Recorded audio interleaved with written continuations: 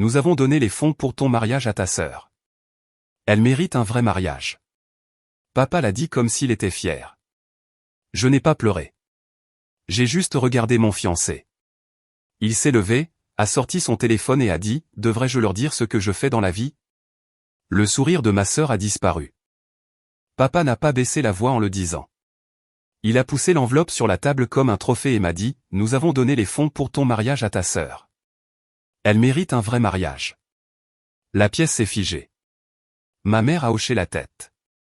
Ma sœur a souri. Je n'ai pas pleuré. J'ai juste regardé mon fiancé. Et quand il s'est levé de sa chaise, a sorti son téléphone et a dit « Devrais-je leur dire ce que je fais dans la vie ?» Ce sourire a disparu si vite que c'était comme si quelqu'un avait coupé le courant.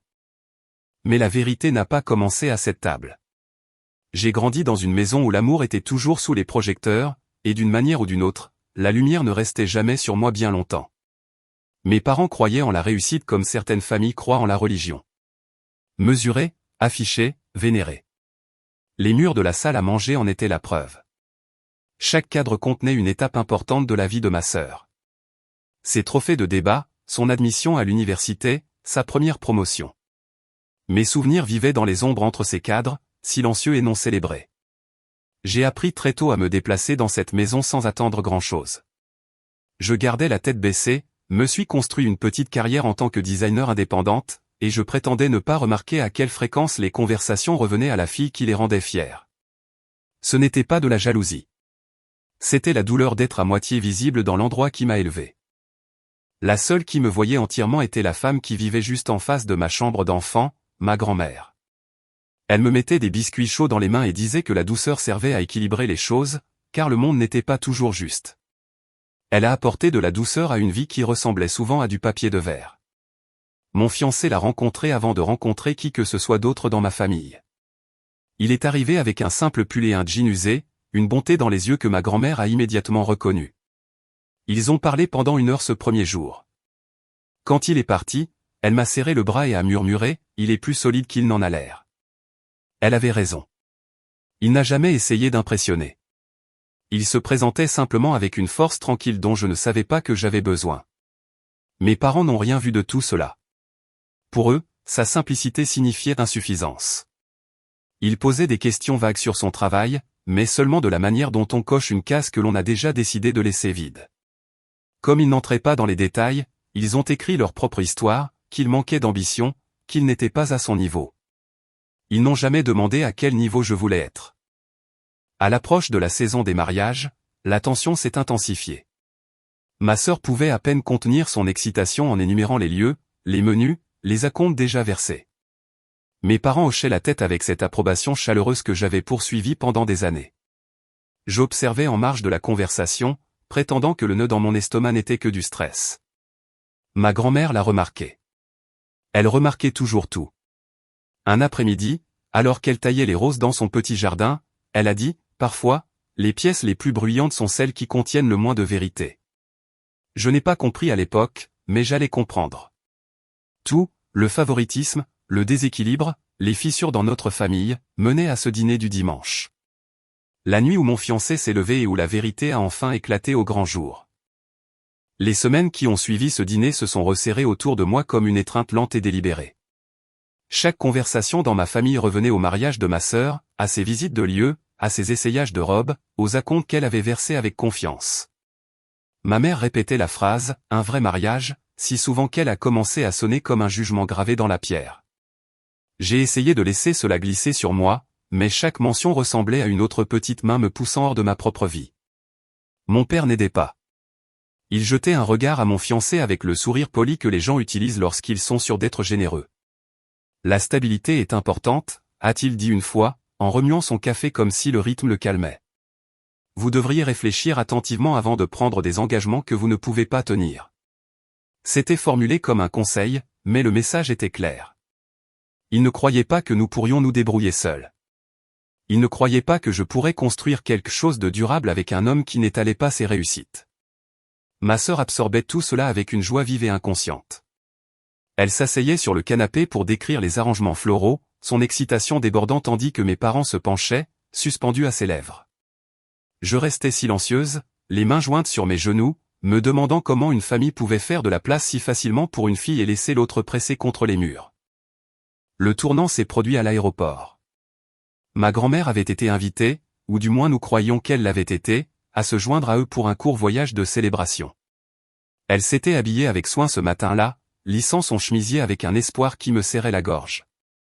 Mais au comptoir d'enregistrement, l'agent a froncé les sourcils, a tapé plusieurs fois et a dit « Il n'y a pas de réservation à son nom ».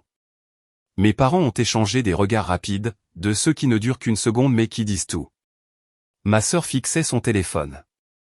La main de ma grand-mère tremblait légèrement en ajustant la sangle de son sac. Peut-être qu'il y a une erreur, a-t-elle murmuré. Mais il n'y en avait pas. Il n'y a jamais eu de place pour elle. Elle ne faisait pas partie de leur plan. L'humiliation est ressentie différemment quand elle s'abat sur quelqu'un que l'on aime. Elle est plus lourde, plus personnelle. Je l'ai senti me frapper comme un poids physique. Mes parents ont offert des excuses, parlé de confusion, de malentendus, d'oubli, mais aucune n'a atteint ses yeux. Elle a simplement hoché la tête, a remercié l'agent et s'est écartée avec une dignité plus tranchante que toutes les excuses qu'ils auraient pu offrir. Je suis restée à côté d'elle, silencieuse. Je n'ai pas pleuré cette fois non plus. J'ai juste regardé mon fiancé. Le bruit de l'aéroport s'est estompé en un bourdonnement derrière nous. Quelque chose dans son expression a changé. Une colère tranquille, une détermination ferme. Et c'est à ce moment-là que j'ai su que ce n'était pas une erreur. C'était un plan. Ma grand-mère n'a pas dit un mot sur le chemin du retour. Elle était assise bien droite, les mains jointes sur ses genoux, regardant par la fenêtre la ville qui défilait. De temps en temps, elle hochait légèrement la tête, comme si elle était d'accord avec une pensée qu'elle seule pouvait entendre. Lorsque nous nous sommes garés dans son allée, elle nous a remerciés avec un doux sourire qui a brisé quelque chose en moi. Elle se déplaçait lentement, prudemment, comme si sa déception pesait plus lourd que ce que ses os pouvaient supporter. À l'intérieur, la maison sentait la lavande et les vieux livres. Elle est allée directement à la porte du jardin, l'a ouverte et est sortie sur la petite terrasse.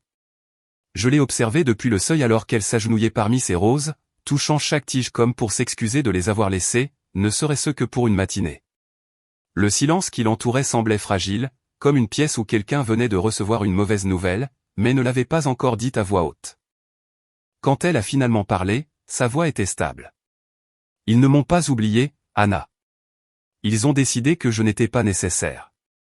Elle a retiré une feuille fanée d'une tige, ses mains douces. Les gens se révèlent dans les petits choix. C'en était un. Je me suis assise à genoux à côté d'elle dans la terre. Je n'ai essayé de défendre personne. Il n'y avait plus rien à défendre. Plus tard dans la soirée, pendant qu'elle préparait du thé, j'ai ouvert mon ordinateur portable. Une pensée familière m'a poussé à agir. Quelqu'un devait la protéger, même si ce quelqu'un n'avait jamais été moi auparavant.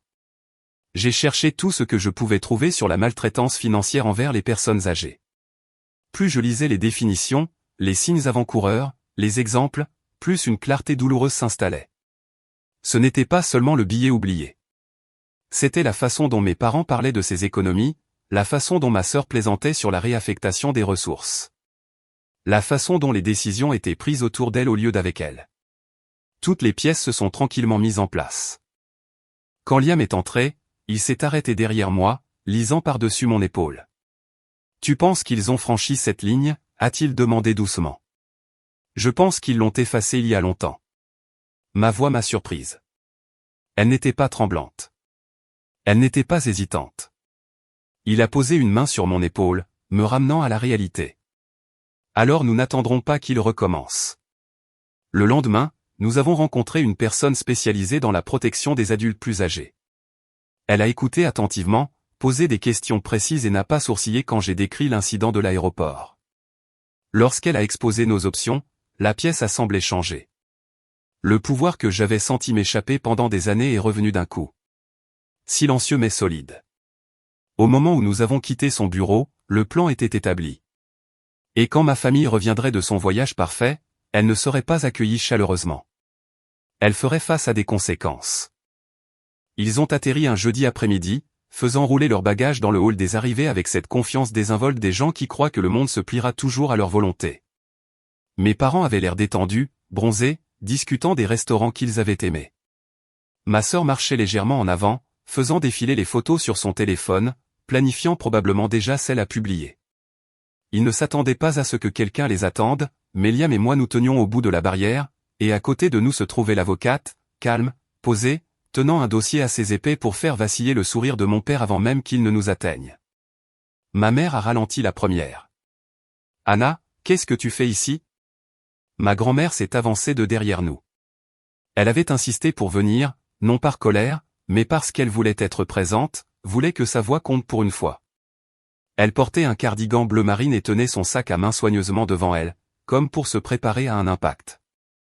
Les yeux de ma sœur ont balayé de moi à l'avocate. « Qu'est-ce que c'est que ça ?» L'avocate a parlé d'un ton professionnel et égal. « Je suis ici au nom de votre mère. Nous devons discuter de l'utilisation non autorisée de ces biens et de l'incident à l'aéroport. » Le visage de mon père s'est vidé de son sang. « Quel incident à l'aéroport ?» Ma grand-mère a répondu calmement. « Celui où vous m'avez laissé sans billet. » Un silence est tombé comme une encre. Les voyageurs passaient à côté de nous, les roues roulaient, les conversations montaient et s'évanouissaient. Mais à l'intérieur de notre petit cercle, l'air semblait lourd, immobile. Ma sœur a ricané. « C'était une erreur, maman. Nous l'avons expliqué. »« Non, » a dit ma grand-mère, sa voix plus claire que je ne l'avais entendue depuis des années. « Vous n'avez rien expliqué. Vous avez esquivé. Vous avez minimisé. Vous m'avez dit que je devais être confuse. Comme si la confusion était mon état par défaut. » Elle a regardé directement sa petite fille aînée. Je n'étais pas confuse. La mâchoire de mon père s'est crispée. Nous n'avons pas besoin d'un avocat pour ça. L'avocate lui a tendu l'enveloppe. Si, maintenant. Il l'a ouverte, parcourant le contenu, des documents de relevé de retrait soulignant des incohérences, un rapport de l'incident de l'aéroport et une convocation officielle à une audience de médiation. À chaque page, les rides sur son front se creusaient. Le sac à main de ma sœur a glissé de son épaule. Il a heurté le sol avec un bruit sourd, ignoré de tous. « Qu'est-ce que cela est censé signifier ?» a-t-elle demandé. « Cela signifie, ai-je dit en m'avançant, qu'elle ne sera plus mise de côté. Ni par l'un d'entre vous, plus jamais. » Mon père m'a regardé, les yeux vifs. « Alors c'est ton œuvre. »« Non, ai-je dit. C'est le résultat de vos actions. » Il s'est hérissé. « Nous avons soutenu cette famille pendant des décennies. »« N'ose même pas, soutenu Émilie, ai-je corrigé. Vous l'avez encouragée, célébrée, protégée. Et quand il s'agissait de grand-mère, vous avez décidé qu'elle était optionnelle, jetable. Ce n'est pas juste, a murmuré ma mère. C'est juste, a dit ma grand-mère doucement. Plus juste que la façon dont vous m'avez traité. Ma sœur a finalement retrouvé sa voix, cassante et fissurée. Pourquoi agissons-nous comme des criminels? Nous t'avons aidé avec tes factures. Nous gérons tes comptes depuis des années. Nous te rendions service. Les yeux de ma grand-mère brillaient, non de larmes, mais de quelque chose comme de la résolution. Vous gériez mes comptes parce que je vous faisais confiance. Vous avez utilisé cette confiance pour faire avancer vos propres projets. Mon père a lâché. Nous n'avons jamais rien pris qu'elle n'ait pas approuvé.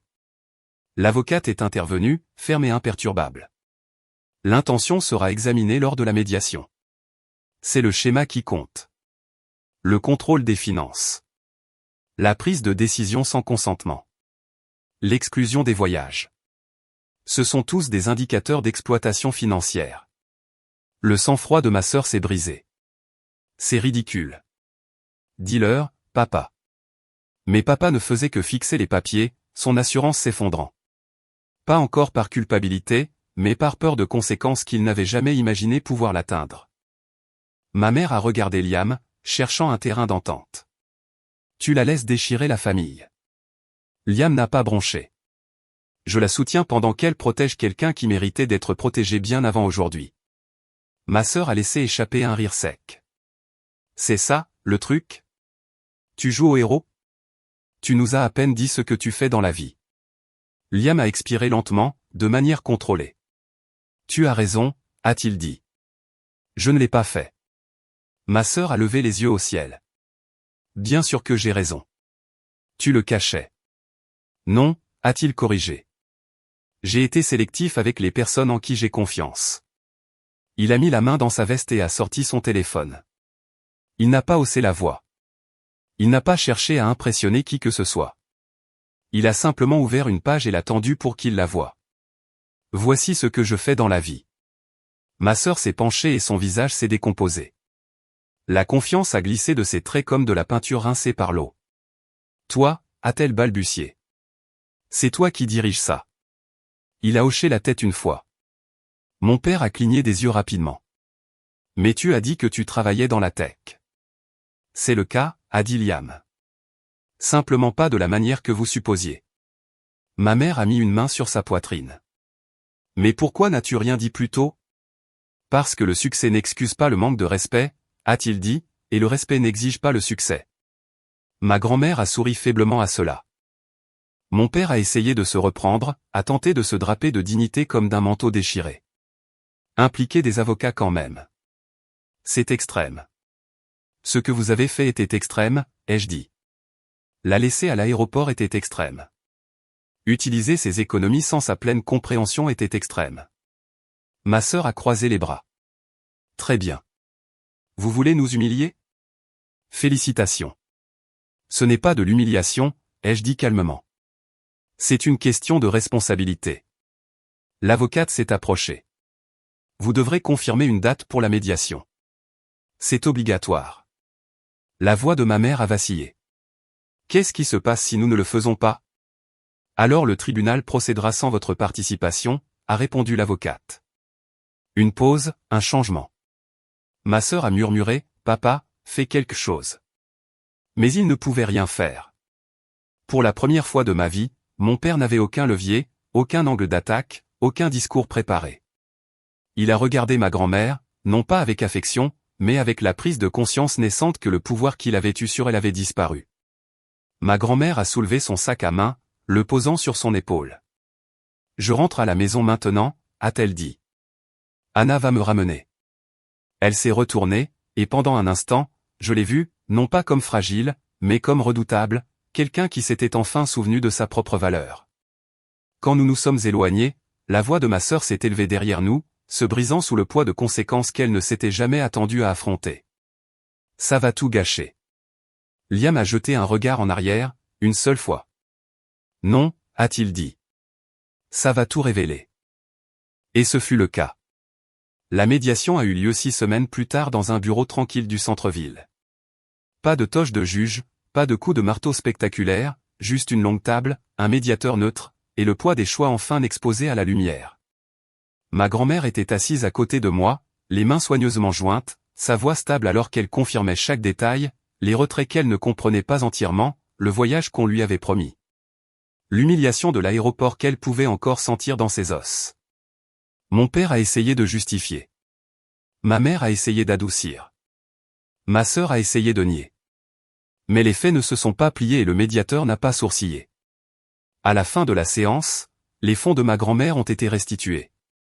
Chaque dollar a été comptabilisé, remboursé par des paiements structurés supervisés par le tribunal.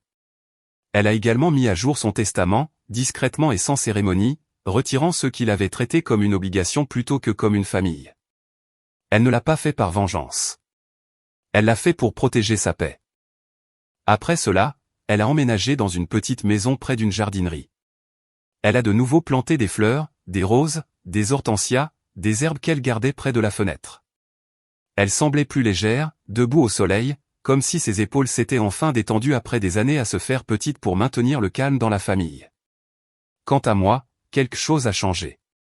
Je me suis inscrite à un programme de défense des droits communautaires, apprenant à soutenir les adultes plus âgés qui ne savaient pas toujours comment se défendre.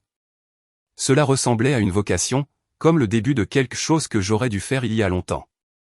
Et même maintenant, quand je passe devant le jardin de ma grand-mère et que je la vois tailler un rosier, je me souviens de la même question que je vais vous poser. Avez-vous déjà eu à protéger quelqu'un de sa propre famille? Finalement, j'ai appris que le véritable amour n'exige pas le silence, et que la famille n'est pas définie par ceux qui partagent votre nom de famille, mais par ceux qui sont là quand cela compte. Ma grand-mère a retrouvé sa voix. J'ai trouvé la mienne en me tenant à ses côtés. Et la vérité que nous avons mise au grand jour n'a pas détruit nos vies. Elle les a reconstruites sur quelque chose d'honnête. Si cette histoire vous a touché, Dites-moi d'où vous écoutez et partagez votre propre expérience. Avez-vous déjà dû tracer une ligne avec votre famille? Votre voix pourrait aider quelqu'un d'autre. Et n'oubliez pas de vous abonner pour plus d'histoires comme celle-ci.